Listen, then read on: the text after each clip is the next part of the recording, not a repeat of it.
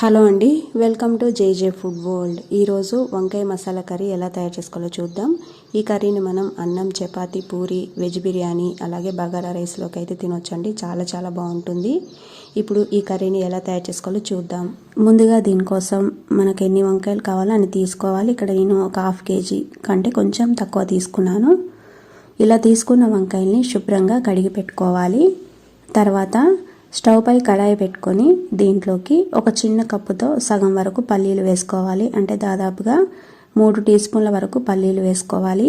ఇలా వేసుకున్నాక వీటిని కొంచెం ఫ్రై చేసుకోవాలి. ఇలా పల్లీలను వేయించుకున్నాక దీంట్లో అదే కప్పుతో సగం వరకు ధనియాలు వేసి వీటిని కూడా 3-4 నిమిషాల పాటు లో ఫ్లేమ్లో వేయించుకోవాలి. ఈ విధంగా వేయించుకున్నాక దాల్చిన చెక్క, లవంగాలు, ఇలాచి ఇవన్నీ కూడా మన ఘాటుకు సరిపడా వేసుకోవాలి. ఇలా వేసుకున్నాక అదే కప్పుతో పావు వంతు నువ్వులు, పావు వంతు ఎండు కొబ్బరి పొడి వేసుకోవాలి. లేదంటే కొబ్బరి ముక్కలు కూడా వేసుకోవచ్చు. ఇలా వేసుకున్నాక 1/2 టీ స్పూన్ జీలకర్ర, 1/2 టీ స్పూన్ సాజీర వేసి లో ఫ్లేమ్లో 3-4 నిమిషాల పాటు ఇదంతా కూడా వేయించుకోవాలి. ఇలా వేయించుకున్నాక స్టవ్ ఆఫ్ చేసుకొని దీనంతా కూడా వేరే ప్లేట్లోకి తీసి పెట్టుకోవాలి. తర్వాత అదే కడాయిలో 3 టీ స్పూన్ల వరకు ఆయిల్ వేసుకోవాలి. ఆయిల్ వేసుకున్నాక 2 మీడియం సైజు ఉల్లిగడ్డల్ని ఇలా కట్ చేసి వేసుకోవాలి. అలాగే 4 చిన్నవి టమాటాలను కూడా కట్ చేసి వేసుకోవాలి.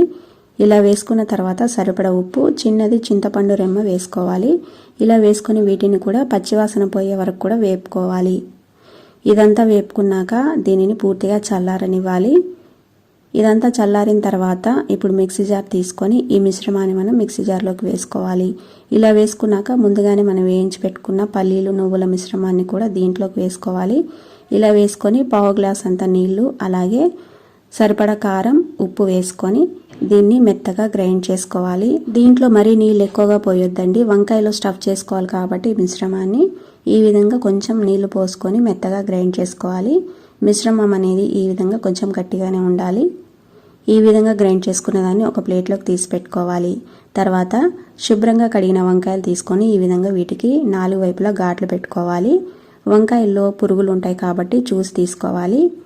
ఈ విధంగా వంకాయలన్నిటికి కూడా ఘాట్లు పెట్టుకున్న తర్వాత ఈ మిశ్రమాన్ని దీంట్లోకి స్టఫ్ చేసుకోవాలి. దీంట్లోకి వీలైనంత వరకు ఈ విధంగా స్టఫ్ చేసుకోవాలండి. ఇలా అన్నిటినీ రెడీ చేసుకున్నాక ఇప్పుడు స్టవ్ పైన ఒకటి మందంగా ఉండే కడాయి పెట్టుకోవాలి.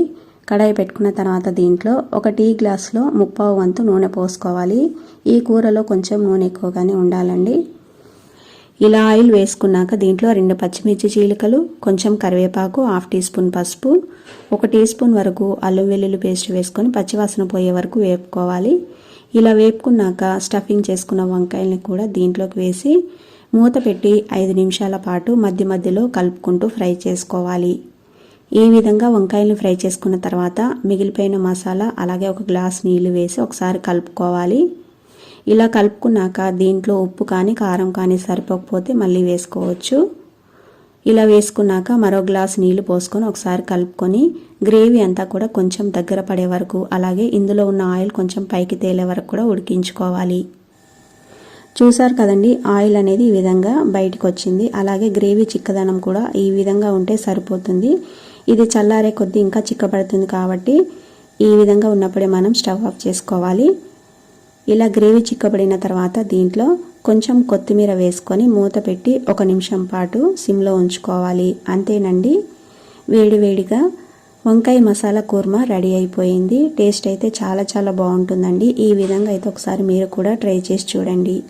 ఈ రెసిపీ మీకు నచ్చితే లైక్ చేసి షేర్ చేయండి. అలాగే నా ఛానల్ను సబ్స్క్రైబ్ చేసుకోండి. Thanks for watching.